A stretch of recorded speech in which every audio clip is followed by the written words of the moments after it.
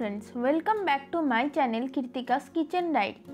आज आमी आपनादेर जोन्नो निये एसेछि रुटी परोटा नान पोलाव बा लुचिर साथे खावार जोन्नो नवरत्न कोरमा रेसिपि। এই রেসিপিটাকে নবরত্ন কোরমা কেন বলা হয় বলুন তো?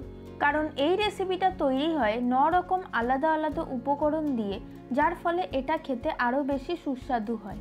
আর আমার এই রেসিপিটা ভালো লেগে থাকলে অবশ্যই লাইক কমেন্ট ও শেয়ার করে আমার চ্যানেলটিকেও সাবস্ক্রাইব করে দেবেন। তাহলে চলুন দেখে নেওয়া যাক আমার আজকের এই রেসিপিটি। তো নবরত্ন কোরমা বানানোর জন্য এখানে আমি সবার প্রথমে কড়াইয়ে দিয়ে দিচ্ছি 3 টেবিল চামচ পরিমাণে সাদা তেল।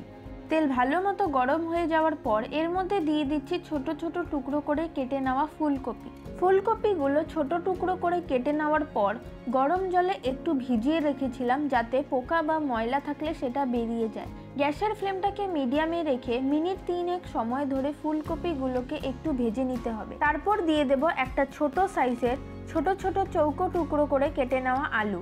আলু আর ফুলকপিটাকে আরও 1 মিনিট ভেজে নেওয়ার পর দুটো ছোট সাইজের গাজর এরকম চৌকো টুকরো করে কেটে নিয়ে দিয়ে দিলাম। এবারে সমস্ত সবজিগুলোকে গ্যাসের ফ্লেমটাকে হাইতে করে দিয়ে মিনিট 3 সময় ধরে একটু ভেজে নেব। 3-4 মিনিট ধরে সবজিগুলোকে একটু ভেজে নেওয়ার পর এর মধ্যে দিয়ে দিচ্ছি হাফ কাপ পরিমাণে ফ্রেশ মটরশুঁটি আর স্বাদ মতো নুন। ফ্রেশ মটরশুঁটি যদি না থাকে তাহলে ফ্রোজেন মটরশুঁটিও ব্যবহার করতে পারেন, আর যদি কোনোটাই না থাকে তাহলে অ্যাভয়েডও করতে পারেন। তবে শীতকালে এই রেসিপিটা বানালে অবশ্যই তার মধ্যে মটরশুঁটি ব্যবহার করবেন, তাতে খেতে কিন্তু ভীষণই ভালো লাগে। মটরশুঁটিটা দিয়ে একসাথে আবারও সবজিগুলোকে ভেজে নিচ্ছি গ্যাসের ফ্লেমটা মিডিয়ামে রেখে। সবজিগুলোকে ভাজতে ভাজতে একটা মশলা তৈরি করে নেব। তার জন্য 1 চা চামচ গোটা জিরে, গোটা ধনে, অল্প একটু জয়িত্রী, 3টে ছোট এলাচ, 4-5টে লবঙ্গ, 3টে শুকনো লঙ্কা আর 2 টুকরো দারচিনিকে 1 মিনিট সময় ধরে ড্রাই রোস্ট করে ভালো করে ঠান্ডা করে এবার এটাকে গুঁড়ো করে নিলাম। অপরদিকে সবজিগুলো বেশ ভালো মতো ভাজা হয়ে যাওয়ার পর ড্রাই রোস্ট করে গুঁড়ো করে নেওয়া ভাজা মশলাটা দিয়ে দিলাম 2 চা চামচ পরিমাণে। তারপর এই ভাজা মশলা দিয়ে সবজিগুলোকে আরও মিনিট 2 সময় ধরে ভেজে নিতে হবে। এর মধ্যে কিন্তু কোনো রকম হলুদ গুঁড়ো, জিরে গুঁড়ো বা ধনে গুঁড়োর ব্যবহার করছি না। ভাজা মশলাতে যে সমস্ত মশলা আছে তাতেই কিন্তু এর স্বাদ ভীষণই ভালো হবে। ভালো করে মিশিয়ে দেওয়ার পর ঢাকা দিয়ে জল ছাড়া গ্যাসের ফ্লেমটাকে একদম লোতে করে দিয়ে সবজিগুলোকে একটু সেদ্ধ হতে দেব। এবারে মিক্সার জারের মধ্যে দিয়ে দেব 1 টেবিল চামচ পরিমাণে কাজু বাদাম, 1 চা চামচ পরিমাণে মগজদানা, 1 চা চামচ পরিমাণে পোস্ত। এই 3টে উপকরণ প্রথমে ড্রাই গ্রাইন্ড করে নেব। এবারে এর মধ্যে দিয়ে দেব হাফ কাপ পরিমাণে টক দই। এবারে এটাকেও ভালো মতো পেস্ট করে নেব। এবার এটাকে দিয়ে দেব যে ভাজা মশলাটা দিয়ে সবজিগুলোকে আমরা একটু ভেজে নিয়েছিলাম তার মধ্যে। তবে দেওয়ার আগে আবারও একটু ভালো করে মিশিয়ে নিয়ে মশলাটা আমি দিয়ে দেব। আলাদা করে এর মধ্যে কোনো রকম দুধ বা ফ্রেশ ক্রিমের ব্যবহার করছি না, যেহেতু টক দইয়ের ব্যবহার করেছি তাই দুধ বা ফ্রেশ ক্রিম না ব্যবহার করলেও চলবে। এরই মধ্যে দিয়ে দিলাম পরিমাণ মতো জল। টক দইয়ের বদলে জাল দিয়ে রুম টেম্পারেচারে রাখা দুধেরও ব্যবহার করতে পারি।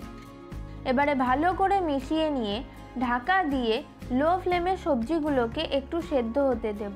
অপরদিকে একটা কড়াইয়ের মধ্যে দিয়ে দিলাম 1.5 টেবিল চামচ পরিমাণে বাটার। বাটারটা মেল্ট হয়ে গেলে এর মধ্যে দিয়ে দিলাম 150 গ্রাম পরিমাণে চৌকো টুকরো করে কেটে নেওয়া পনির। গ্যাসের ফ্লেমটাকে মিডিয়ামে করে দিয়ে পনিরের টুকরোগুলোকে হালকা করে ভেজে নেওয়ার পর একটা ছোট সাইজের ক্যাপসিকাম চৌকো টুকরো করে কেটে নিয়ে দিয়ে দিলাম। তারপর ক্যাপসিকামটাকেও একটু নাড়াচাড়া করে দিয়ে দিলাম একটা মিডিয়াম সাইজের টমেটো। এবারে পনির, ক্যাপসিকাম আর টমেটোটাকেও মিনিট 2 সময় একটু ভেজে নিয়ে এর মধ্যে দিয়ে দেব কিছুটা পরিমাণে কাজু আর কিশমিশ। তারপর কাজু আর কিশমিশটা দিয়ে আরও 1-2 মিনিট একটু নাড়াচাড়া করে সবশেষে এর মধ্যে দিয়ে দিলাম কিছুটা পরিমাণে সুইট কর্ন। এবারে সমস্ত কিছু মিনিট 2 সময় ধরে ভালো করে ভেজে নেওয়ার পর সবজিগুলো যে সেদ্ধ হয়ে গেছে তার মধ্যে দিয়ে দেব। এবারে সমস্ত কিছু ভালো করে মিশিয়ে নেব। সব কিছুকে ভালো করে মিশিয়ে নেওয়ার পর এবারে গ্যাসের ফ্লেমটাকে হাইতে করে দিয়ে 1 থেকে 2 মিনিট একটু ফুটতে দেব। 2 মিনিট ফুটিয়ে নেওয়ার পর এর মধ্যে দিয়ে দিচ্ছি 1.5 টেবিল চামচ পরিমাণে ড্রাই রোস্ট করে নেওয়া কাসুরি মেথি। কাসুরি মেথি দিলে এই নবরত্ন কোরমার স্বাদ কিন্তু অসাধারণ হয়। ভালো করে মিশিয়ে নেওয়ার পর ঢাকা দিয়ে মিনিট 5 স্ট্যান্ডিং টাইমে রাখার পর এটাকে আমি সার্ভ করব। রেসিপিটা কেমন লাগলো অবশ্যই কমেন্ট করে জানাবেন। ভালো লাগলে অবশ্যই বাড়িতে একবার ট্রাই করে দেখবেন। আর আপনারা যদি আমার এই রেসিপিটা ফেসবুক বা ইনস্টাগ্রাম থেকে দেখে থাকেন তাহলে অবশ্যই পেজটিকে ফলো করে দেবেন। আর ইউটিউব থেকে দেখে থাকলে চ্যানেলটিকে সাবস্ক্রাইব করে পাশে থাকা বেল আইকনটিকেও অবশ্যই প্রেস করে দেবেন। আজকের মতো এই পর্যন্ত, ফিরে আসবো নতুন কোনো রেসিপির সঙ্গে। সকলে খুব ভালো থাকবেন, সুস্থ থাকবেন। ধন্যবাদ।